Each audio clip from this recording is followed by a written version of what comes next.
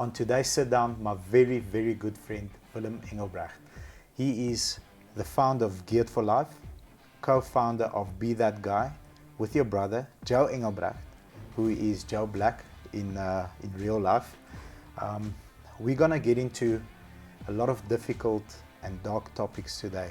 You work with a lot of youth, you work with a lot of lost kids, you work with a lot of hurt kids, and we're gonna get into the hurt. I love that part. We just had an off-camera discussion. What I also want everybody to take note of is this is a person that knows how to navigate the dark part of life because he comes out of that. He has, through many challenges and many obstacles, been able to come out of that effectively. And now the only time he reaches down is when he lifts people up because he knows what it takes to get out of there. So I'm super excited for this. I'm very proud to have you on our show. You are just a ball of positive energy that wants to give. I can feel it. The whole room feels it. Welcome to the show. Thanks, Bobby. Appreciate it. Let's get started.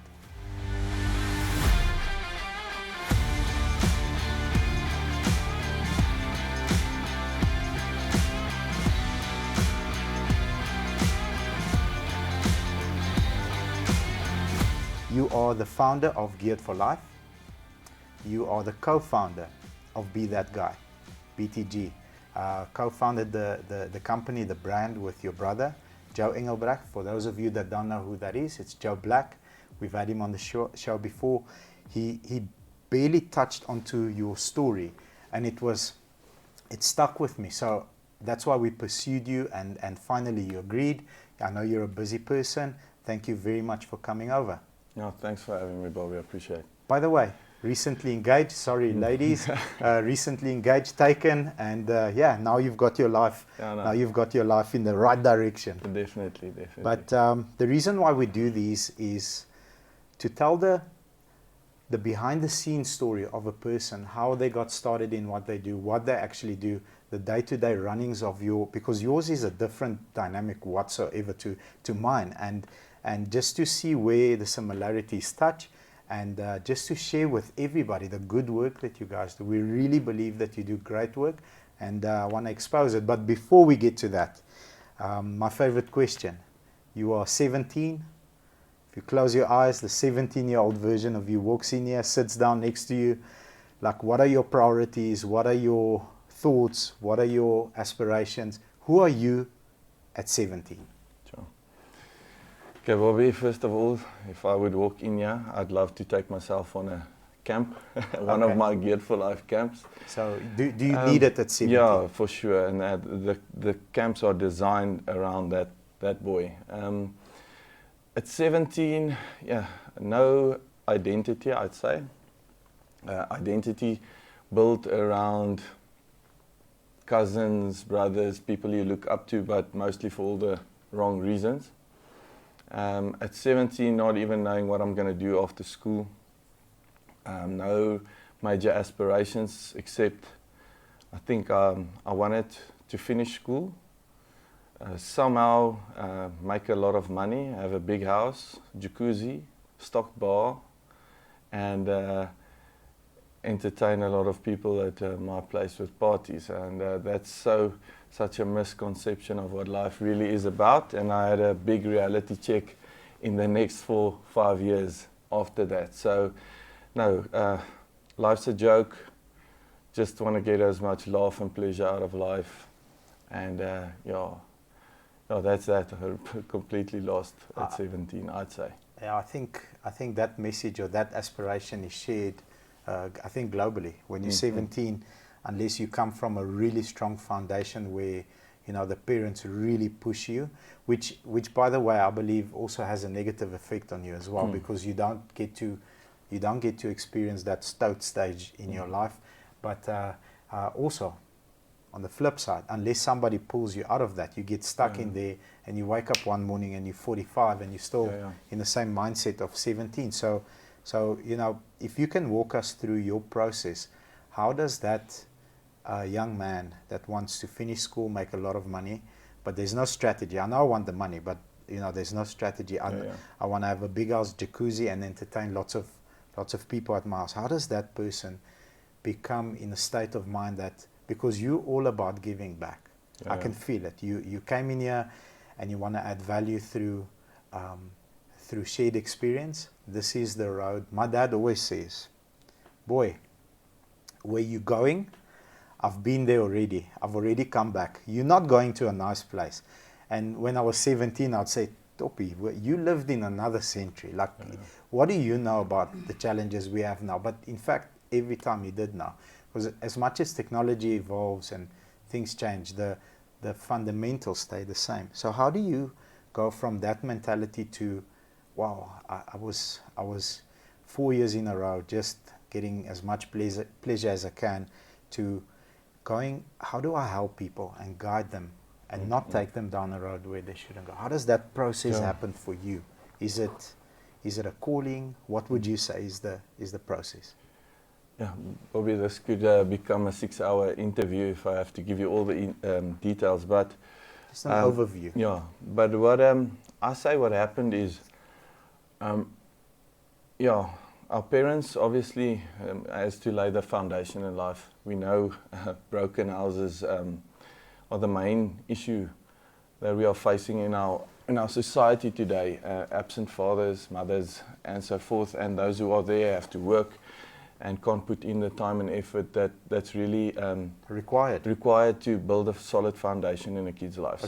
Agree. Here in the north, you know how it goes in most of the households, and we were a typical dysfunctional one. Also, nothing on my parents and so forth. It was their first time doing life, and they also had their setbacks and challenges, and they had to navigate through life on their way, but unfortunately it produced a product or products because of that. So I had a lot of resentment finishing school towards my parents, towards God, if there was a God, in the sense that there was no plan. I'm not going to study. I was never channeled into a direction. There was never put money aside for my first car. There wasn't, you finish school now, there you go. So for the first 4 years of my life, I stayed here in Pretoria North, but my parents didn't know where.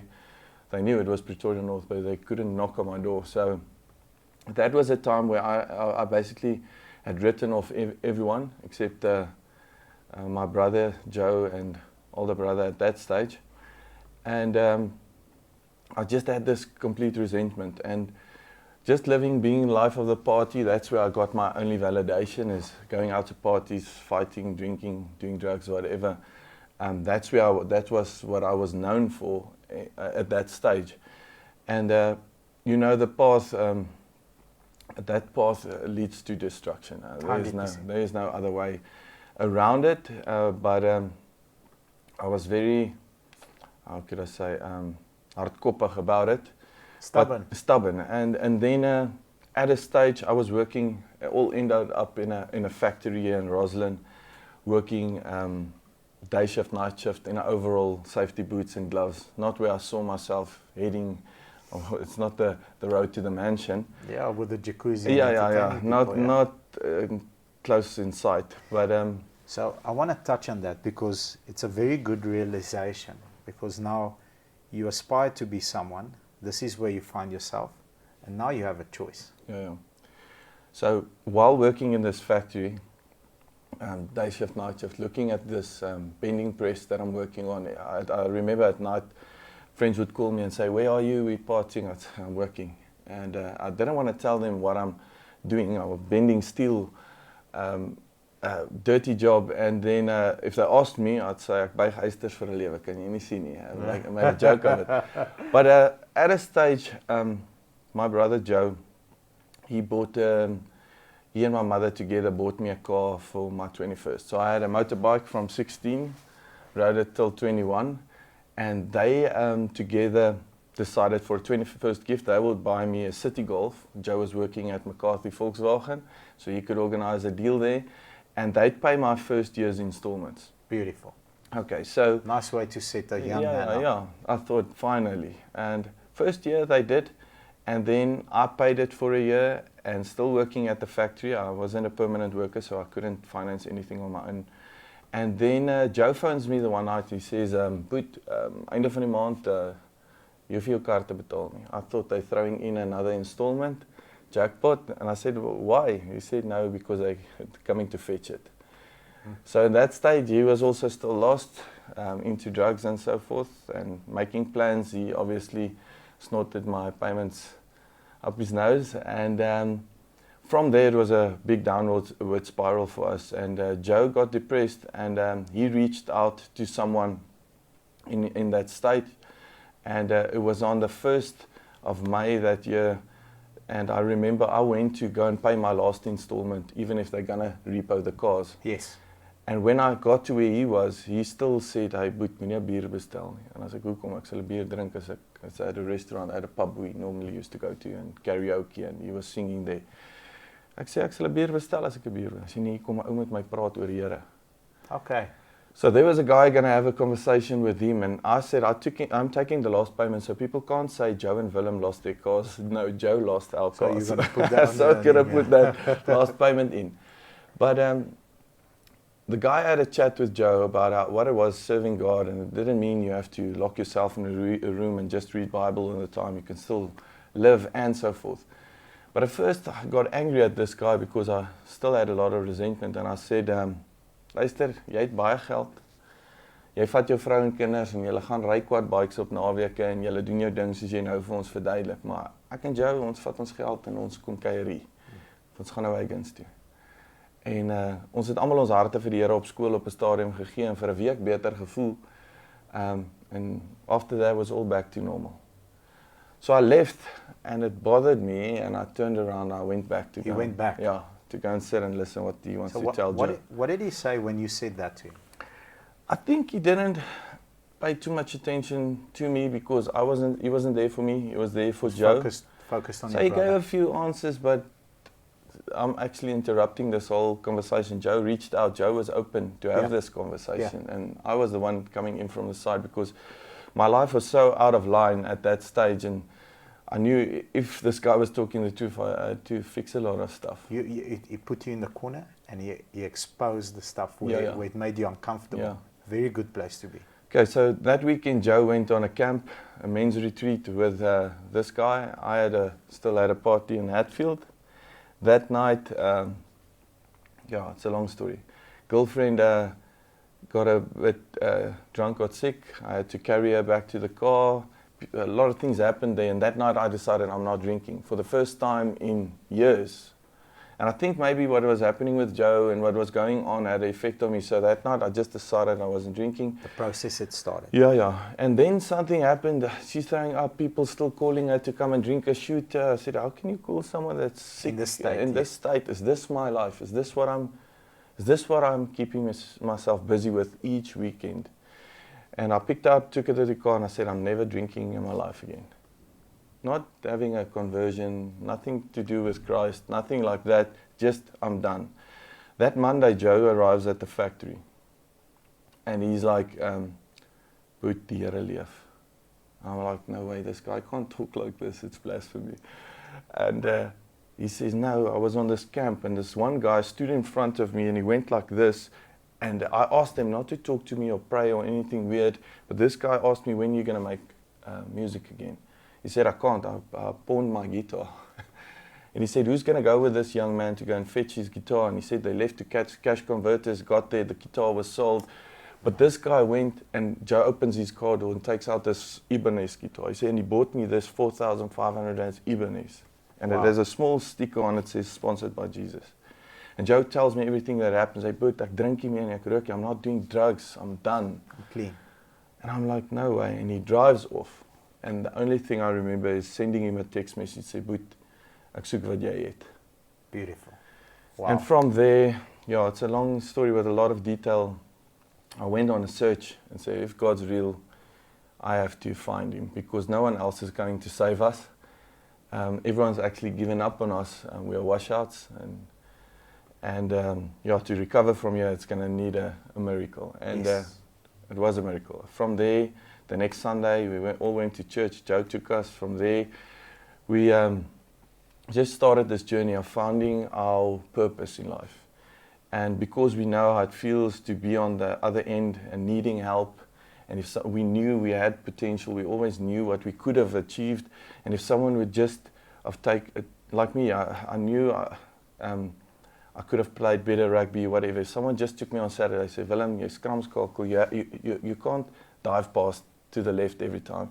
We have to work on your pass. Or Willem, come to practice, we need you. Not say, as hy nie wil speel nie, let him go. Yeah, because you I think at that stage of your life, prior to the realization, at that stage of your life, you don't really have a purpose, like you said. Yeah. You don't really have a goal. So why should I work hard for that? It's not Yeah. what I want. But the problem is you don't know what you want. And the other thing is hearing from high school, grade 10, that there's no future for you. It doesn't even help in this country. It's a lot of things. A lot of propaganda as well. Yeah, and a young boy wants to hear that, because why must I study? I don't have to. I must just finish school. You're saying a young boy actually wants to hear that, Yeah. which is true, because then it gives you an exit. Yeah, It yeah. gives And you want to an hear you have a opportunity. learning problem. You want to hear there's no future. You want to hear those things because then you can just. You can just I must just pass. Just get through it. just enough. Yeah. Just be and average. yeah, and that happened. But later on, living the student life with my friends, but after 3 years, they finished their studies, they're starting work, they're buying their first car, they're going forward, and you're staying left behind. Yeah. And that really got me depressed, and I just thought I have to go back to school and go and tell Willem that, hey, word wakker. And that's what I did. I resigned, not knowing what I was going to do. I read a scripture in Matthew 6 that says, in Afrikaans, it says, bekommer jy nie wat jy gaan eet of drink of aantrek nie. Dis die goed waaroor die heidene besorg is. But seek first the kingdom of God and his righteousness, and all else shall be added unto you. And I said, if this scripture is not true, I can tear it out of my Bible. It's making it, jy maak die boek dik. But if it's true, I can stand on that word, and I did. Let me have faith. Yeah. And then after that, the day I resigned at the factory, the next day I started talking at Hoërskool Pretoria Noord. I did my first school talk. And driving there, when I was a matric, I sat on in a Bible period at school. And it was a Thursday, I can still remember, shirt hanging out, lying back on my seat. You've got an attitude. Yeah, and I have to now disrupt this whole period, because this guy is going to confuse the girls, and it's almost weekend, and I'm going to sukkel. So ek moet hierdie ding disrupt. Ja, nee, hulle gaan skuldig voel. So what I have to do is I started making noises and trying to disrupt this whole thing, and after all was the girls and the boys. Yes, split up. And after a while he recognized that it was me, and he said, Spikes wat hier voor sit, wat sy vinger volgende die prop gedruk het om sy hare te kam, and he starts giving it back. And third time he did it, I stood up. Ek sê, dink jy snaaks man?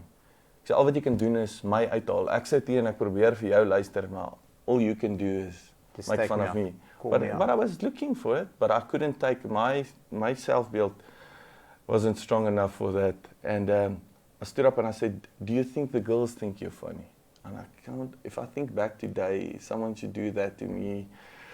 Yeah, but afterwards he asked me to carry his sound system to the car with him. And I still told my friends, sy baie praat by die kar.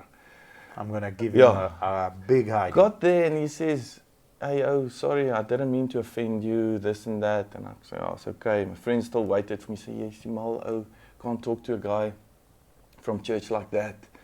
I said, man, nobody talks to me like that. And I'm finished with them all. They're all hypocrites. They this, they that. He did nothing wrong, but that's what I wanted a reason to rebel. Your state of mind was negative. Exactly. And then driving back to the school to do my first talk, I realized I'm now that guy. You're on the other side. I'm that guy. How did this happen? Out of the whole hall full of pupils, the one that stood up and gave the guy grief is now the one going back and being that guy. So I think he got in his car and started praying and said, Lord, I pray that that boy would realize why I was there today. Yeah. And well, I wish I could reach him or speak to him again, and maybe he'll watch this. And hopefully, yes. And I could share that with the kids that day. So you do not know where your life path is going. And I could encourage it. And that's where it all started. And from there, every week, Until this day, I give that same period. I do the Geared for Life camps where I take these boys on excursions, outdoor excursions, so that they could get exposure to positive alternatives in life. Yes.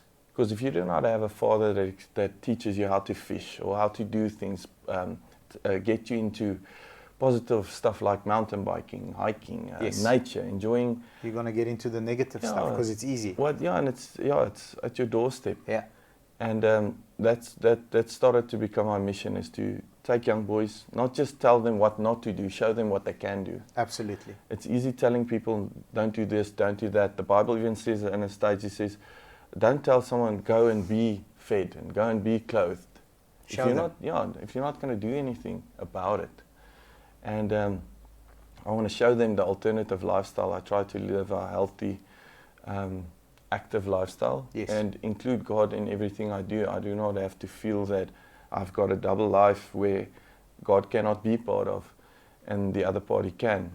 Yeah, so I'll tell you a quick story.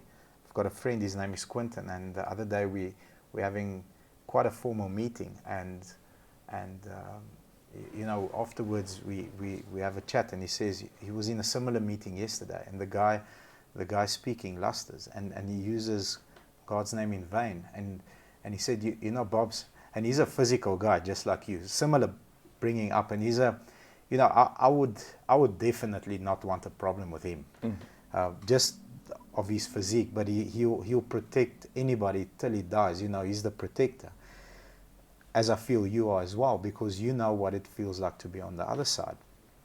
But he said, whenever you speak in a room, speak as if the King is with you in the room. So speak as if the Creator is with you in the room. And that stuck with me because we're a bunch of guys. A beautiful girl walks in and out. Normally guys will have a comment. But will you have that same comment if the King's in the room? Will you have that same comment if your mom or your fiance is in the room? And the answer is no. So don't give the comment. So just, you know, off topic, a story that really touched me. And every time I go in a difficult situation, I know the King's in the room, and I need to act like he is, because he is in the room. Yeah. I think you can take that through your whole life. Yeah. And incorporate it. So with Geared for Life, Be That Guy, is there a certain angle that you take with the boys and girls that are in need? Is there some past experience that's really more influential that you want to go into that channel? And if there is an approach, what is it? What is it for you? What do you preach most about? To me, it's mostly treating other people. It's basic, treating other people as you would want them to treat you. And most of the time, when we talk down to people, or when you're kids, when you bully someone, or when you... that's a big problem. I've got lots of experience in that. So we do that. What I tell the kids is, hurt people hurt people. No one that's whole and self-confident and knows who they are has the desire to talk down, to tell someone you're fat, you're dumb, you're this, you're that, or push someone out of a group, and you have no desire to. You want to include, you want to create opportunities, help those who... If you're a healthy person, if you're healthy. But if you hurt, I just got it now, what you said, hurt people, so people that are hurt will hurt people. Yeah, because you can, the way, it's very powerful. I love that. The basic way to feel better about yourself is just to say, I'm better than this person. But who are you comparing yourself to? In terms of physique, you know, I'm better than the guy that's heavy, overweight, but look at a person that's at peak performance of his physique. You won't, because then you'll tend to shy away. But you see, it's for some reason our human nature is being competitive. We want to be the richest, the fastest, the best. We compete for everything to have a title, and then for some reason you feel you've made it in some sense. And for a kid, they have the same. So I'm the strongest or stronger, at least I'm making progress. And to show everyone that I'm stronger, better, more popular, or whatever the case, for some reason they get some, but that validation should have come from the parents and from the father especially. Yeah. And in boys' cases, I firmly believe that masculinity is bestowed by masculinity. Yes. A man has to tell a man that you are wrong. You are a man and you have what it takes. And you have what it takes. You don't have to prove yourself Yeah. because you're validated. Yes. You'll see in a young boy's life, every young boy has that stage, and we all had it, where you said, you just want your father's attention. Where you say, Pa kykie, dad look, and then you just do a simple somersault into the pool, or but you just want him to look. You do not even know what you're going to do when you ask him to look, but you'll do something. And then in that moment is probably the time period where you also think your father is the strongest. My pa's vinniger, my pa's stem, my dad will beat your dad. But you have to believe your dad is the ultimate, because you are a sponge at that stage. Yes. And if he's not your hero, he won't be able to have that that influence on your life. Yeah. But that crucial stage is skipped and missed, and in so many of our lives. So we always, till you're in your 40s, you'll want to prove that you have what it takes. Like, you want to prove that you're strong enough. Your father should have told you, yeah, I know, you maak my seer. Yes. Jy sal my doodmaak, moenie so hard druk nie. Yes, to build your character up. That does it, and then you don't have nothing to prove. If you take, when you were at school, and we went even in school together, and I can make the school, the guy that had essays in boxing, you never saw him box at school. Yes. The guy with the black belt in karate or doing kickboxing never fought at school. Yes. Why? Nothing to prove. Nothing to prove, yeah. He knows who he is. Yeah. And those who want to prove are the ones that are saying, "Ek kry jou onder die boom, we're going to have a fight." He wants to show, because he's never been validated. Yes. A simple example in my life. So I went hunting with my father once, and we've made a thing about it this last 3 years. Me, Joe, and our oldest brother, Nico, we go hunting with our father, because we never did while growing up, not even with each other. But the last 3 years, now only in our 30s and so forth, we go hunting with our fathers. But I went once with him when I was 16. He shot about 5-6 impala on the trip, and I didn't get the opportunity to even aim at one. He didn't have to say anything, but what I heard was, you don't have what it takes. Yeah. Jy gaan hom kwes. Yeah. Okay, 19 years old, on the back of a bakkie with my friends. Each one has a gun in hand, and big men driving. Water comes and they say, "Willem, kap hom." I say, "No, kap jy hom." I don't have the confidence. I know I can shoot.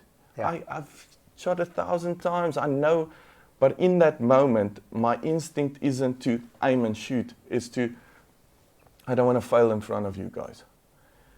And we do not know, but it's because we haven't. It's a vital part is validation, being validated by a male. If it's not your father, by an uncle or someone older, has to tell you that you have. If it's shooting cans and telling you if that was a kudu, that would be a headshot. Yes. You are a sniper. Yes. You need to hear that to instill that self-confidence and so forth. So most of the bullies and kids in schools today, that's the main issue.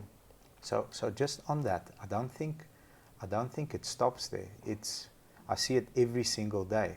I get young people and people with experience that come to me, and I've learned this over the years, not in the sequenced way that you just explained it, but with us, I have to give permission to the people that you are not at this income level. You are actually at this income level. I have to tell them it's okay to chase that, because the confidence of, abundancy, the confidence of I can do more, I can make more, I can be better, I can outlearn my competitor. It's not there. It's not there. And you hit it on the head. The moment that I give someone that validation, a youngster that's stuck on a certain income, tell him it's okay to earn this much money. It's like, I couldn't even dream of it. So it's okay. You can do it. You've got the ability within you.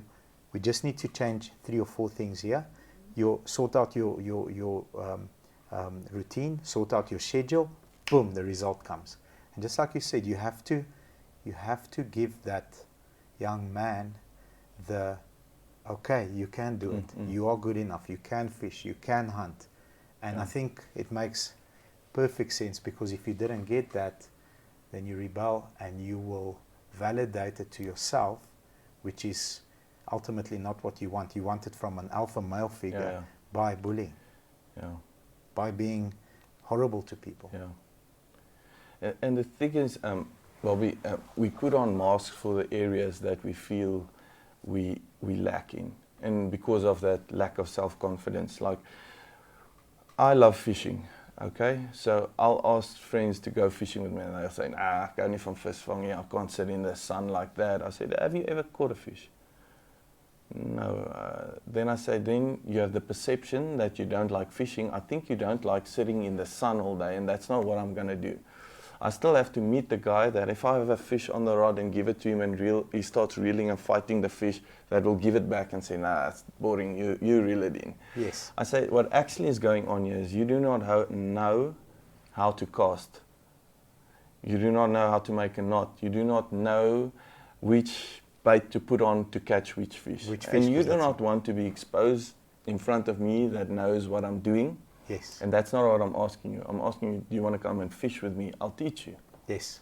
I'll show you. It's not because men are like this. If you cast into the ground right in front of you, everyone will laugh and say, "Waarom is jy besig?" Whatever. We like to humiliate each other for some reason. We get a kick and a laugh out of it. And sometimes it is funny. But that's where we get all these insecurities from as well. Yeah. So we are posers in so many areas of our lives where we actually just don't think we have what it takes, so we'll rather have an excuse or a mask for it. Yeah. I think also developing a mindset of, I know that there's tons of stuff I don't know, but I also know the fastest runner in the world at one stage was so dependent on his mom's milk that he couldn't even survive for 10 days or 5 days, whatever it was, unless he was assisted by his mom. So what did he do?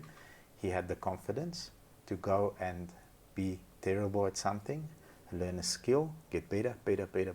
Not talking about, I don't have Usain Bolt's physique and the long legs and stuff. So I could never run anything close to what he can.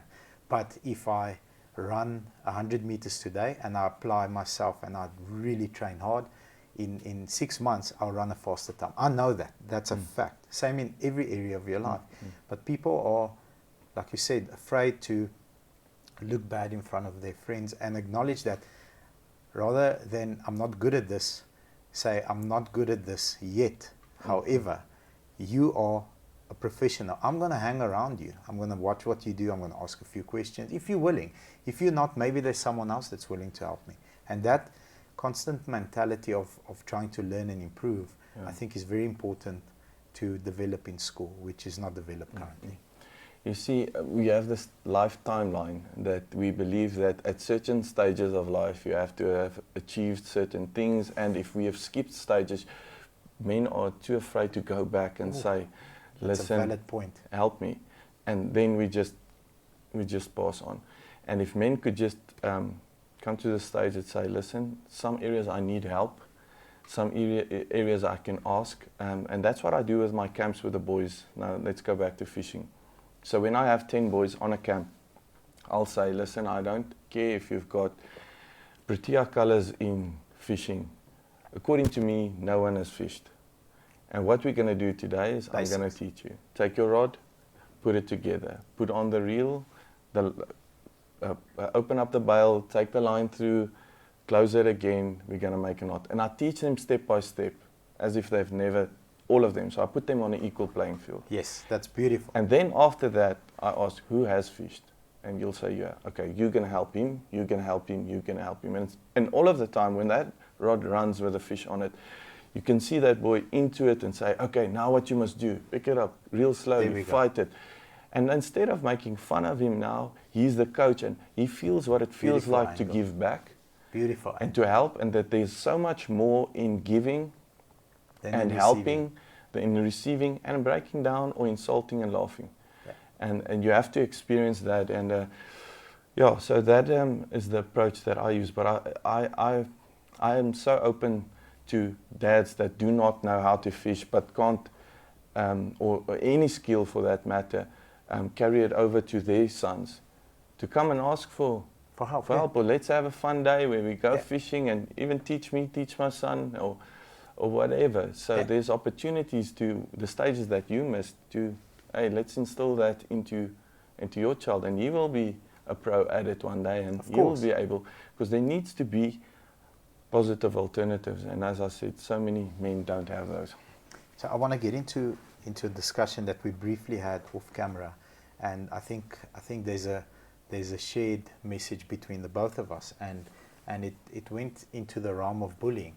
I think, you know, that's a, and today there's many, you know, me and you are the same age. I'm a year older than you, but with me and you growing up, there was no WhatsApp, there was no Facebook, there was no Instagram, there was no Snapchat, no instant gratification. We played sports. I got a hiding at school. I either got beaten by a cricket bat from Mr. Struvig, or I got hit by a belt from the principal. Very deserving though. It was never for free. So I earned every single shot. But that's how we grew up. Bullying for me was in the form of a bigger kid that was obviously seeking validation, took it out on me. I was the victim, and you know, that was bullying. Today's bullying is cyberbullying. There's lots more going on, so it's a bigger aspect. I don't know if you can dive into that. And is there a need for counseling in the schools today, and how big is that need when it comes to bullying? The need is definitely huge, and it's growing because the family structure is declining. So we'll definitely see more of that, but there's a line to be drawn also, because each and every incident isn't necessarily bullying. Some of it is peer conflict, and there's a distinction between the two, and everything is being reported as bullying. But before I go into bullying, peer conflict is between, say, friends, and there's no power imbalance. It's friends, both are equally disturbed by the incident. Yes. And that is good for social development, building and character, building character, and handling of conflict and so forth. Your child needs that. 100% agree. So we do not have to protect them necessarily in each and every case, but bullying is, like you said, an older kid or whatever. There's definitely always a power imbalance. Yeah. A bigger, stronger, maybe popularity, or there's that imbalance, and it's intentional. Yes, and it's with the intention to hurt someone. And then the person that's being bullied sometimes doesn't even know where this is coming from. Yeah. And why, and did nothing to instigate it or trigger the person. And so there's things that you have to look at, but it's definitely something that has to be addressed in schools, and I try, but it's something that has to be addressed with the parents as well. Okay. Because a lot of the times parents are bullies. Yeah. So what you see at home, you immediately bring that dynamic into. And you always think, if I say the parents are bullies, that they bully other people. Sometimes they bully each other. Yeah. And their kids. The way they talk down on each other, the way they insult each other when they're having fights. And we know how unhealthy a lot of families are. Yeah. That's where it's coming from. And as I said, hurt people because they know what hurts. So when they want to hurt, that's in their arsenal. Yeah, that weapon is ready to roll. So if we want to really eradicate this behavior, that's the approach is going to be you're going to educate parents as well. And for me, it's telling the kids that you say you don't want to be like your parents, and you promise yourself you're never going to get divorced, and you promise yourself this and that. But unfortunately, that's your closest reference. That in your formative years, how to deal with conflict. If your father shouts, you shout. If he starts talking in a manner, you'll do the same, and you don't want to be, but by default, you've been formed. So you're going to have to be so intentional in changing your behavior and drawing a line in the sand and say, it stops with me. I'm not going to be that person. And that's where I'll be that guy talks, and be that girl talks comes in, where we motivate and say, does this make you feel good? We're hearing this story of someone helping and someone maybe saving a life. I have stories that we've received, and how Joe has, just by giving a boy a high five, saved his life, and we say high five save lives. And giving that talk and say, but you can be that person. Yeah. You can be that guy. You can be that girl. Stand up.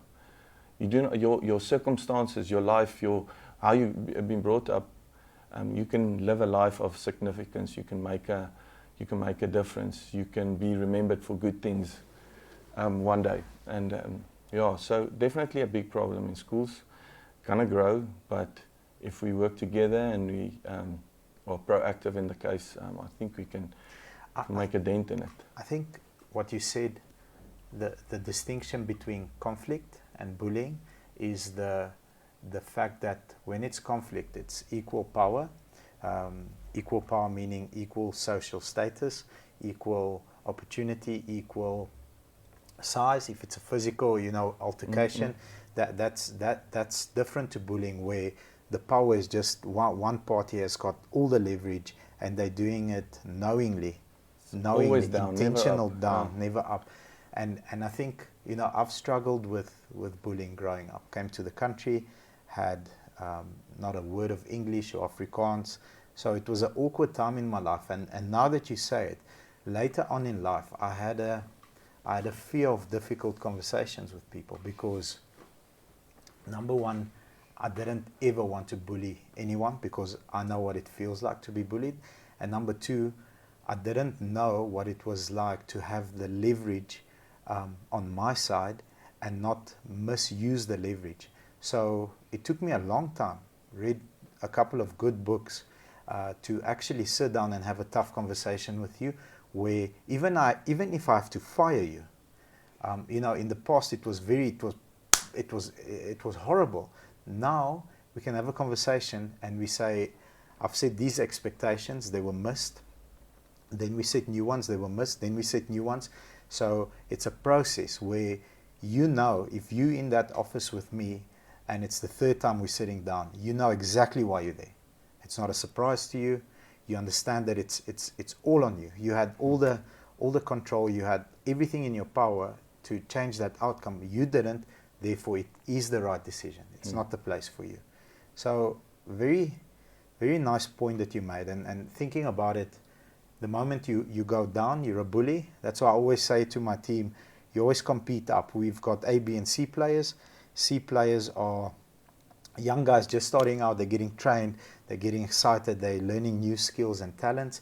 They're always competing to beat the A players. The A players always compete. The B players compete to beat the A players, but an A player is never allowed to compete with a B player or a C player, because this one gets discouraged, this one doesn't grow. So yeah, nice point, very nice point.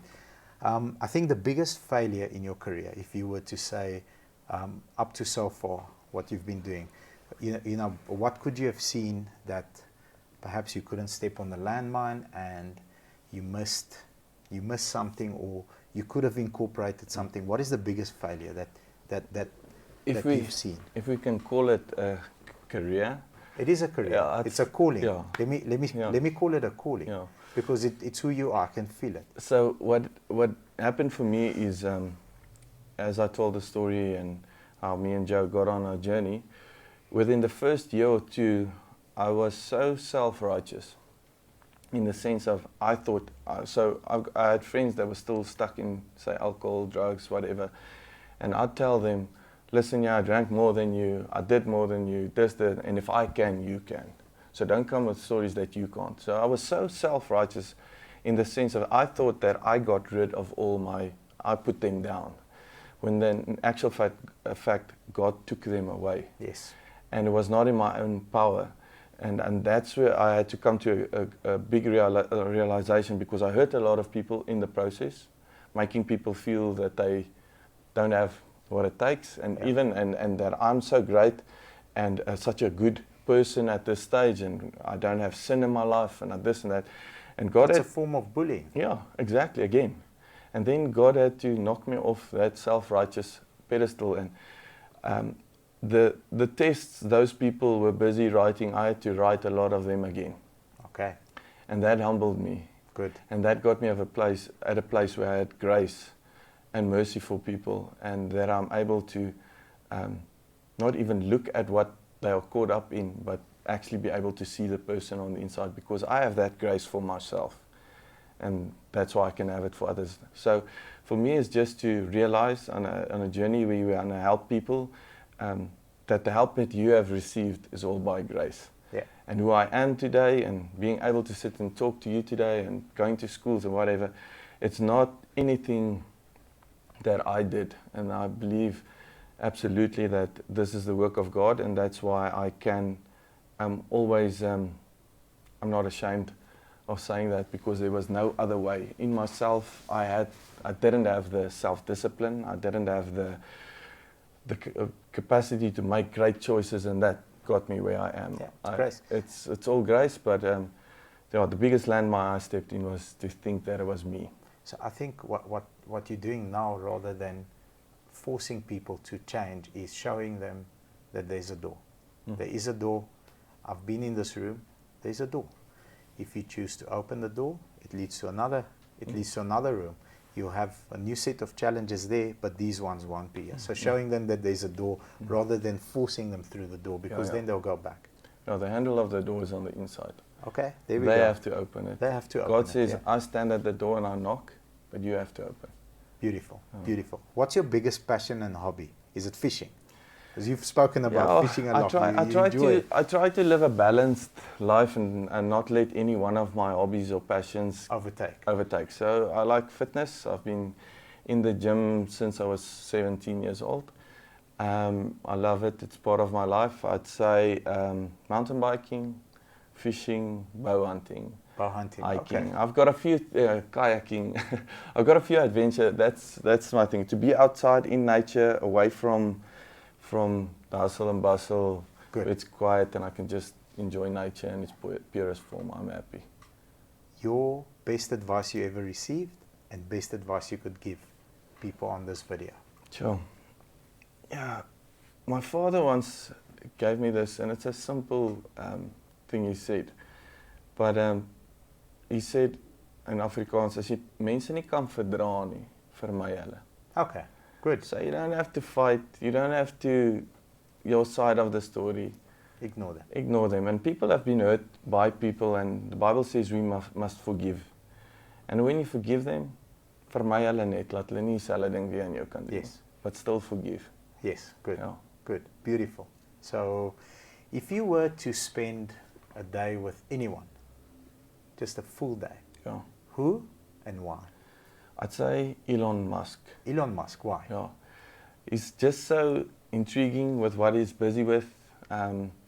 He comes from South Africa, so we'll have a bit in common to talk about. And as I was thinking of this, he just had an interview with the Babylon Bee. It's also this kind of chat, and they actually led him to Christ in some sense. Yes, I saw that. But he's got a longing and a searching, but he's an intelligent guy, and he's on top of the world. And I'd love to have a chat with him and see how we can influence the world with his backing. Yeah. Very strong. That's the guy I would spend the day with. But I want to see his schedule, the way he interacts with people, the way he leads. Yeah, phenomenal. Very inspiring. If you were a fly in the room and it was a room filled with people and you could overhear a conversation, who's in the room and what are they talking about? I think with all the conspiracy going on in the world at this stage, I'd want to be in the White House. Okay. On a wall with all the key decision makers in that room, just so I can calm some of these conspiracies that I have. Just know what's really going on. What's really going on. What's being planned for the world. And who's behind Bitcoin. I saw a thing that, they've got lots of ideas of who's really behind Bitcoin. But anyway. Okay. What was your first car? You said it was a Golf. A City Golf. A City Golf. Actually, did it get repossessed or not? No. And you saved it? Yeah, we did. And I can't remember how, but we did. You did. But actually before that, for a short while, my first car that I had the opportunity of driving with was my father had an old Volvo S122, I think it is, white one with red leather seats, and I always called it the Witwolf.